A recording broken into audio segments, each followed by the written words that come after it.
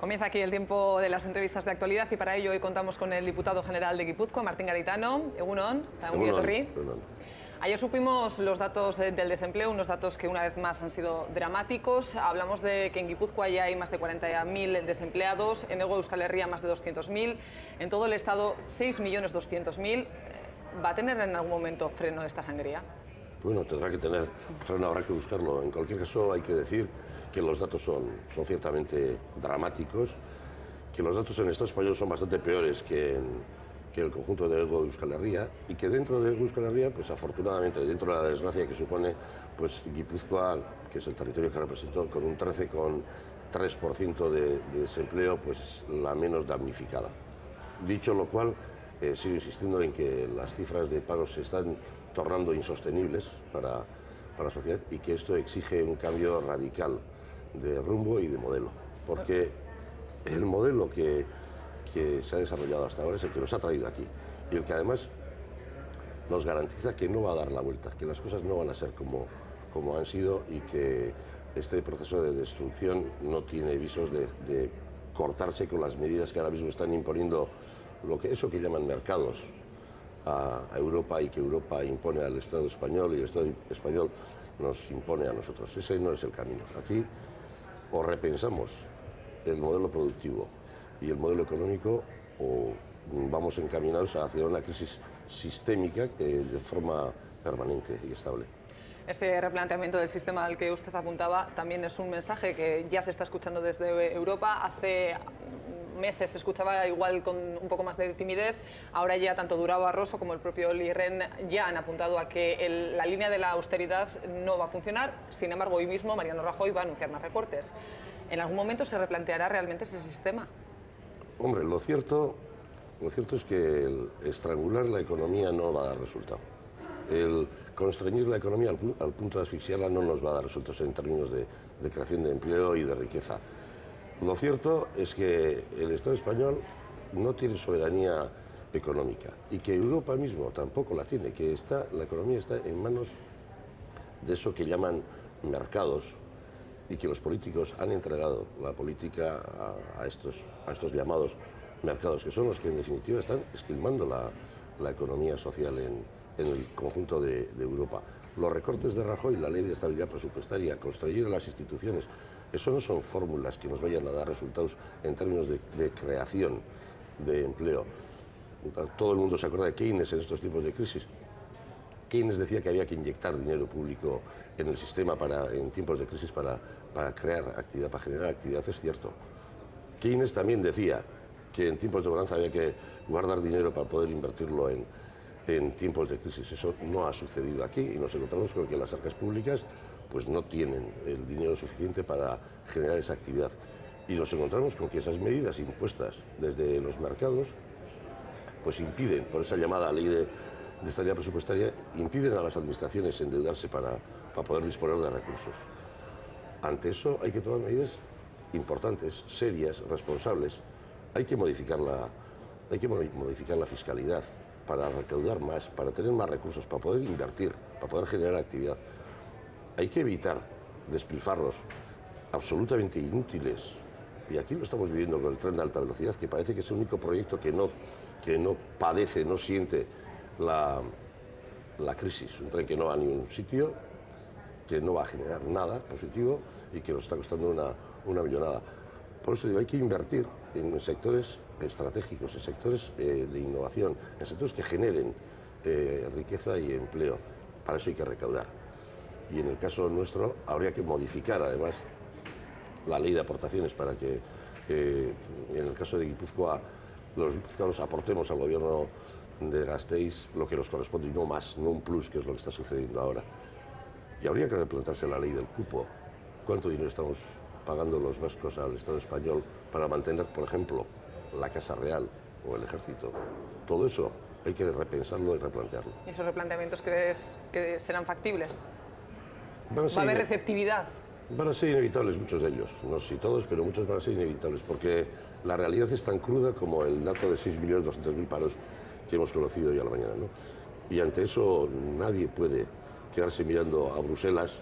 Bueno, Rajoy es posible que sea capaz de quedarse mirando a Bruselas y no hacer nada, pero no, la sociedad yo creo que está demandando ya cambios radicales. Estamos viendo, pues, a raíz de los desahucios, cómo hay un movimiento social importante que se ha dado cuenta de quién es la responsabilidad aquí, ¿no? Estamos dando dinero público a la banca para que la banca no nos dé dinero, de la banca no preste a los particulares, no preste a las empresas que necesitan para mantener la actividad. Las pequeñas y medianas empresas necesitan financiación, se les está negando y encima desahucian a aquel al que le prestaron un dinero a un interés baratísimo para que lo comprara y ahora le exigen el doble el valor del precio, ¿no? Nos centramos en su territorio, en el territorio guipuzcoano. Ayer mismo la Diputación anunciaba una norma foral para intentar defender de alguna manera los derechos de los trabajadores. ¿En qué consiste esa norma? Bueno, lo que se trata es de evitar un fraude que se estaba produciendo a lo largo de los años, que es que una obra se daba la contrata a una empresa, esta subcontrataba a su vez en el ámbito de la construcción fundamentalmente a 2 o 3 empresas, de tal suerte que al final los operarios, los que estaban trabajando en el Tajo, en la obra, pues provenían de otros lugares del mundo y estaban sujetos, cobraban en función del convenio de su país de origen y no en función del convenio vigente en Guipúzcoa. Nosotros creemos que eso era un abuso en toda regla y en orden a evitar eso, lo que exigimos es que las empresas que liciten obra pública en Guipúzcoa paguen a sus trabajadores y mantengan las condiciones de trabajo de sus trabajadores las aplicables en el convenio de Guipúzcoa y no en el de Portugal o Rumanía, por poner 2 ejemplos. En el ámbito económico, las 2 noticias de las últimas 24 horas han sido, por un lado, las cifras del paro de las que hablábamos y, por otro lado, los presupuestos del Gobierno vasco, los fracasados, podríamos decir, presupuestos del Gobierno vasco, porque finalmente no ha habido acuerdo y se irá a aquello que apuntaban desde su formación, también desde los socialistas. Finalmente el Gobierno va a recurrir a la prórroga. ¿Era previsible? Bueno, era posible.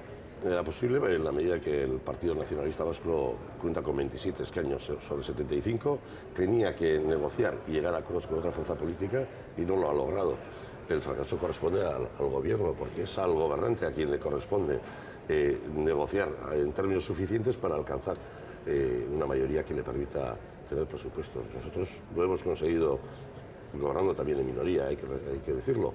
2 años consecutivos hemos tenido presupuesto del Partido Nacionalista Vasco, esta vez no lo ha conseguido y bueno, es su responsabilidad. Sin embargo, el Gobierno vasco, en boca de Josu Erkoreka, decía que la razón por la que han fracasado los presupuestos ha sido porque ha contado con un bloqueo por parte de la oposición. ¿Cree que es así o se refería a una diferencia de criterios? Eso políticamente, en términos políticos, es inaceptable. Es decir, la responsabilidad, la carga de la prueba recae sobre el gobernante que no tiene mayoría. Si no consigue esa mayoría por medio de la negociación y el acuerdo, el fracaso es suyo. No vale echar la responsabilidad a poner la pelota en el tejado de la oposición. No es correcto, no es justo y además no se ajusta a la realidad. En estas negociaciones de los presupuestos sí que se ha hablado también de Guipúzcoa, de que en Guipúzcoa no se han aplicado recortes que ahora se le exigían al Gobierno vasco en referencia a lo acordado en el Consejo Vasco de Finanzas. ¿Es así o...? Bueno, en Guipúzcoa no hemos aplicado recortes, hemos ajustado las cuentas. En Guipúzcoa hemos hecho un esfuerzo importante en materia fiscal para recaudar más y mejor. Y en Guipúzcoa demandamos una modificación de la ley de aportaciones para que Guipúzcoa aporte en función de lo que recauda, el 31%, y no el 33%, que es como está recogido en la ley de aportaciones actual. El dinero público destinado a cada guipuzcoano hoy en día es menor que el que reciben un ciudadano vizcaíno o uno alavés. Eso es lo que nosotros demandamos, eso es lo que queremos desde Guipúzcoa, huyendo de territorialismos inanes e inútiles. Provincialismo no es lo nuestro. Nosotros tenemos una visión de país en conjunto, pero queremos que el reparto sea justo para que nadie sea beneficiado en detrimento de alguien que quede perjudicado. En cuanto a las reformas, hace 2 semanas Eider Mendoza asistía a Egun On Euskadi y hablaba de que el Gobierno de la Diputación Foral, al hacer los cambios fiscales, finalmente las rentas más altas, en vez de pagar más, lo que están haciendo es pagar menos. ¿Qué le respondería? Pues que no es cierto, que pagaban menos antes, cuando no había reformas fiscales. Nosotros las medidas fiscales las hemos hecho y las hemos negociado con el Partido Socialista de Euskadi en este caso. Las hemos hecho después de un trabajo muy serio y contrastable y contrastado, para que esas rentas que se mantenían en la opacidad o en el beneficio o en el mimo, pues coticen de acuerdo a lo que corresponde, para que quienes más tienen, más paguen. Y eso lo dijimos nosotros. Y desde el Partido Nacionalista Vasco se nos llamó demagogos. Bueno, pues pasó un mes, tampoco creas que dos, y Iñigo Urkullu se presentó a las elecciones con la frase: quien más tiene, que más pague. Parece muy bien, bienvenido el que llegue a esa conclusión, pero luego hay que aplicarlo. Y nosotros estamos haciendo una apuesta decidida en la lucha contra el fraude para poner en tiempo real la conexión de datos entre las diferentes diputaciones para luchar contra el fraude. Lo hemos hecho.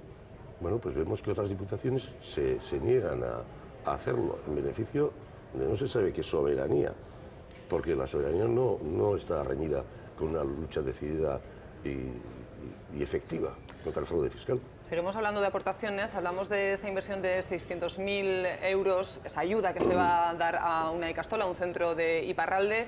Ha suscitado ya muchas críticas, incluso la propia Rafaela Romero hablaba de que si Bildu quiere hacer esa aportación la haga a título personal y no utilizando el dinero de los guipuzcoanos. Carlos Urquijo ha ido más allá y ha dicho que va a recurrir a esta decisión. En todo esto, ¿es necesaria esa ayuda? Bueno, ha suscitado dos críticas. La de Rafaela Romero, que dice que lo hagamos con el dinero de nuestra petaca, que parece que 600.000 euros no está al alcance de cualquiera. Hay que decir que son 600.000 euros en 3 años, por ser correctos. Pues mire, nosotros tenemos una visión de este país y creemos que todos los euskaldunes tenemos derecho a recibir educación en euskera. En Ipar Euskal Herria eso no está garantizado porque la administración francesa no lo garantiza.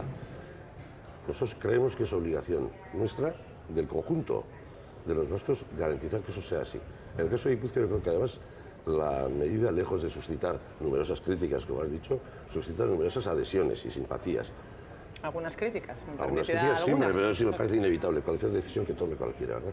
Yo creo que, y que nos digan que estamos invirtiendo en el extranjero, porque nosotros creemos que Ipar Euskal Herria no es el extranjero. Creemos que no es un dinero que esté mal gastado, sino que está bien gastado, gastado en formación para ciudadanos y ciudadanas vascos que van a trabajar en el futuro en Euskal Herria, a un lado o al otro de una frontera que nosotros no reconocemos. Y dicho esto, habría que preguntarle al señor Urquijo, o en su caso a Rafaela Romero, ¿está bien gastado el dinero que gasta el Estado español en el Instituto Cervantes para enseñar castellano en China, en Pekín? ¿Y está mal que Guipúzcoa colabore con la Purdi para que las niñas y niños de Cambó, bueno, el conjunto de la Purdi, tengan derecho a tener una educación secundaria en euskera? Pues nosotros estamos dispuestos a mantenerlo. Las cosas de Urquijo, pues... ¿Cree que tendrá recorrido en todo caso su...? No. Seguimos hablando de algunas críticas o polémicas que tal vez han suscitado algo más de ruido en los últimos días, como ha sido la consulta en Legazpi sobre el puerta a puerta. ¿Sigue creyendo que el puerta a puerta es el sistema fomentar? Bueno, yo creo que es el mejor, pero creo que este debate también se ha tratado de desvirtuar y desviar la atención, poner el foco en el puerta a puerta o en el quinto contenedor. Y el debate no es ese. El debate es que en Guipúzcoa hay una mayoría social que rechaza la incineración y apuesta por el reciclaje. El debate parte de que Europa demanda unas tasas de reciclaje de entre el 60 y el 70%. Y eso es el objetivo que tenemos que cumplir. Y dicho esto, negando la incineración, mediante un tratamiento mecánico biológico del que se podría hablar largo y tendido, y poniendo la cota de 60-70% de reciclaje como objetivo a cubrir, podemos hablar del sistema de recogida. ¿Cuál es el sistema de recogida más efectivo para llegar a esa cifra, a ese porcentaje? Porque lo que está claro es que con el sistema de recogida actual no se llega a esa cifra. Y lo que está claro también es que llegar al reciclaje del 70-80, si somos más ambiciosos, exige una aportación personal de cada ciudadano y cada ciudadana, porque tenemos que separar, tenemos que recoger de forma selectiva. Y que para que eso sea así, tiene que ser obligatorio. No impuesto, sino obligatorio. Como es obligatorio el uso del cinturón de seguridad, es obligatorio no fumar en recintos cerrados de carácter público.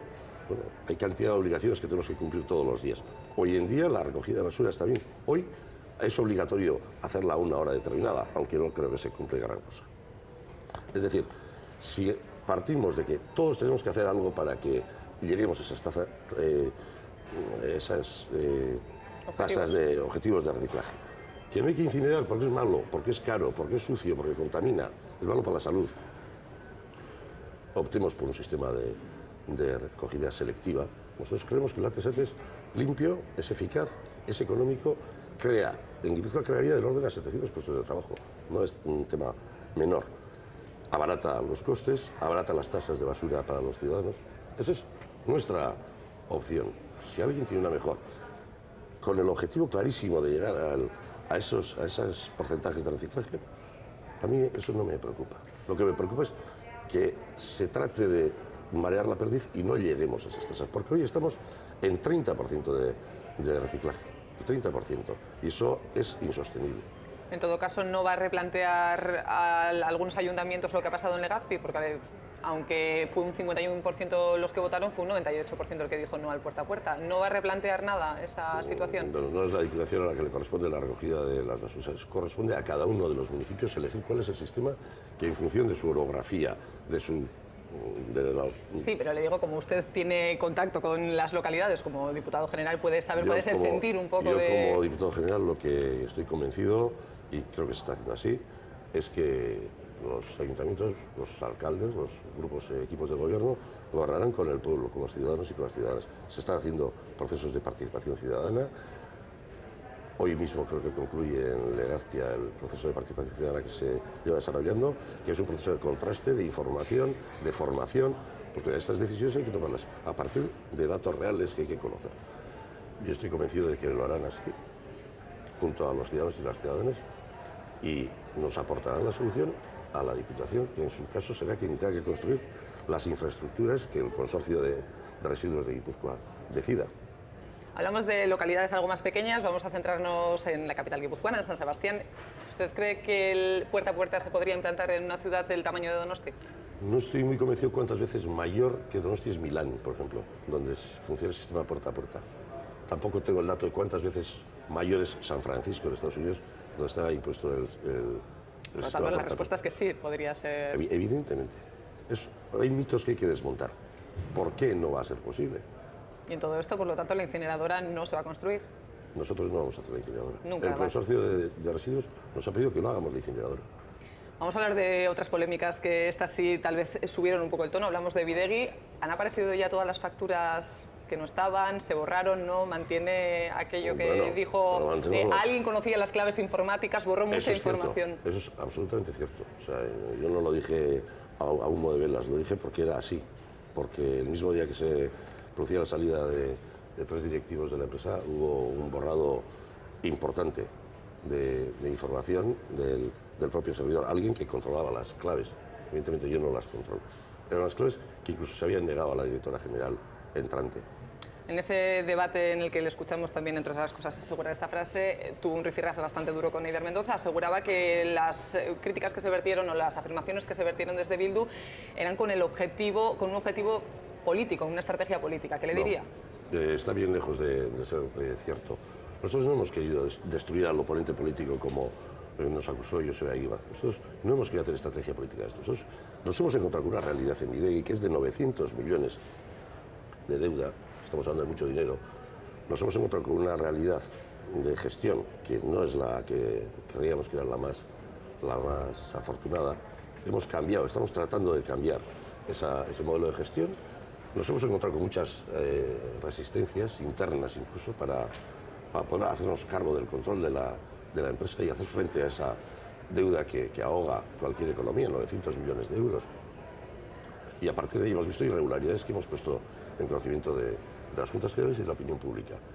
Y no se trata de destruir al oponente o al adversario político, ni siquiera de convertirlo en enemigo, pero las facturas no estaban en su sitio. En todo caso, la utilización de aquel famoso burofax para requerir al PNV la información pareció fue una mala decisión de formas. ¿Lo haría de otra manera? Bueno, yo creo que esas cosas hay que hacerlas tal y como marca la ley. Es decir, se puede hacer una llamada de teléfono y pedirle sí, o coincidir tomando un café en la máquina de las Juntas Generales, pero no es el método. O sea, unas facturas que no están en su sitio, que se pregunta dónde están y nos dicen que pueden haber sido destruidas en la máquina o se las puede haber llevado alguien a su casa para demandar esa información, que se nos niega. Lo correcto era mandar un burofax, que por cierto se hizo de forma privada, no se dio a conocer a los medios de comunicación. Se ha remitido un burofax al anterior presidente de Bidegui, no. se lo enviamos al director financiero, al gerente y al anterior presidente del Consejo de Administración, tal y como marca la ley. Quienes salieron a dar cuenta de ello fueron José Ibar y Markel Olano ese mismo día a la tarde en una rueda de prensa en las que nos compararon con la Stasi, yo creo. La Stasi, que buena parte de la ciudadanía habría que recordarle qué fue. En todo caso, usted mantiene esa afirmación de que se borró la información. ¿Van a tomar algún tipo de medida jurídica para denunciarlo? Sí. No te puedo decir ahora exactamente cuál es el procedimiento que hay que llevar, pero no es que mantengo yo que se borró información, es que eso está demostrado. Quiero decir, ahí queda registrado a la 1:30 de la mañana alguien, yo no he dicho quién porque no lo sé, no puedo decirlo, yo no quiero acusar a nadie sin pruebas. Si tuviera pruebas lo haría. A la 1:30 de la mañana, esa noche, alguien borró mucha información del servidor de BI, accedió directamente con unas claves que, insisto, yo desconozco. Hoy se cumple precisamente una semana de la Askegunea, o bueno, del final de la Askegunea. ¿Cómo valora lo que ocurrió en el Boulevard Donostiarra? Si hay que utilizar un término, yo diría que emocionante. Emocionante porque la juventud vasca dio una respuesta ejemplar, formando un muro humano frente a una medida que nos retrotrae a tiempos que creíamos pretéritos, porque estamos en el tiempo de vaciar las cárceles y no de llenarlas, y porque encarcelar a jóvenes vascos por el mero hecho de hacer política no acompaña a los tiempos que vivimos y menos a los que queremos construir. Eso es destruir la convivencia, eso es destruir el futuro. Y esa es la acción de un gobierno como el del Partido Popular, que parece noqueado ante una realidad política y social en Euskal Herria que le desborda. Yo creo que en Askegunea hubo un ejemplo de civismo, no por todas las partes implicadas, hay que recordar la actuación de la Ertzaintza también, pero yo emplearía el término emoción. En todo caso, desde la oposición sí que se vertieron algunas críticas sobre la persona del alcalde de San Sebastián, diciendo que actuó, que no desmanteló el campamento cuando era su obligación. ¿Qué opina sobre estas críticas? ¿Estas sí persiguen una estrategia política? Pues sí, pero es que si lo hubiera hecho en la playa de la Concha hubieran dicho lo mismo, y si lo hubiera hecho en Igueldo hubieran dicho lo mismo. Es decir, eso es la anécdota. Lo sustancial es que hoy hay 6 jóvenes en la cárcel por haber participado en actividad política. Eso es lo sustancial. Se ha hecho una acampada de 3 días en el... Cuando han hecho los indignados,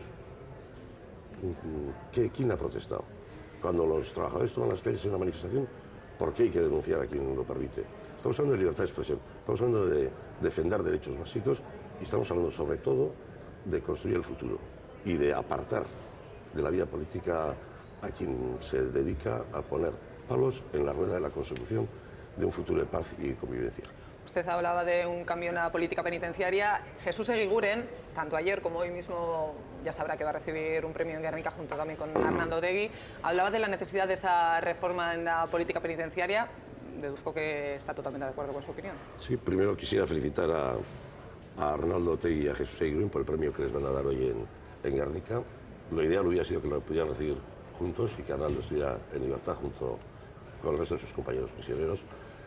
Nosotros exigimos un cambio en la política penitenciaria inmediata y progresiva, que tiene que tener medidas como la puesta en libertad de los presos enfermos, presos y presas enfermos, la puesta en libertad de quienes han cumplido 3/4 partes de la condena, por tanto, cumplimiento estricto de la resolución europea en contra de la llamada doctrina Parot, que es la cadena perpetua encubierta, y finalmente la puesta en libertad progresiva de todos y todas los presos políticos vascos, porque nadie imagina un futuro de paz y normalidad política en Euskal Herria con las cárceles llenas de ciudadanas y ciudadanos vascos presos por sus ideas políticas, independientemente de cuál sea la acción concreta que le atribuyan a cada cual.